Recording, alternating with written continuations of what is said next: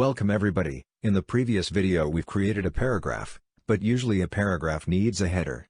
Luckily for us, HTML has got some header elements we can use. Let's open our index file from the previous lesson in a text editor. Let's give this paragraph a header. Just like the paragraph element, a header also consists of an opening and closing tag. Like this.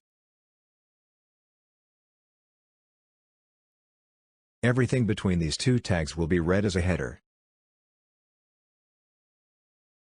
Let's save our file and open it in the browser. As you can see, the font size of the header is larger than that from the paragraph. But what if you want headers and subheaders? No problem. There are in total 6 types of headers in HTML, with H1 as the largest, and H6 as the smallest header. Let's declare all 6 headers.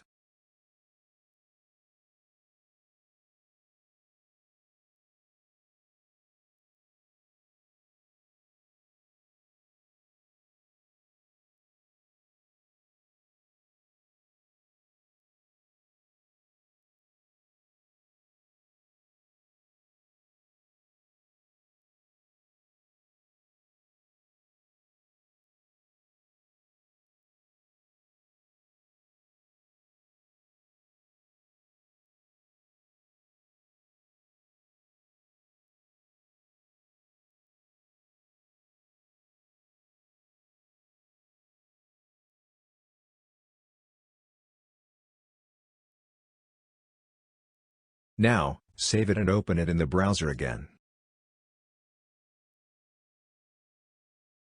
Now you can see the difference.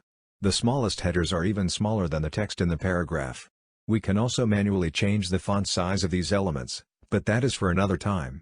For now, congratulations, you can now create web pages with big and small headers. See you next time and don't forget to code, code, code.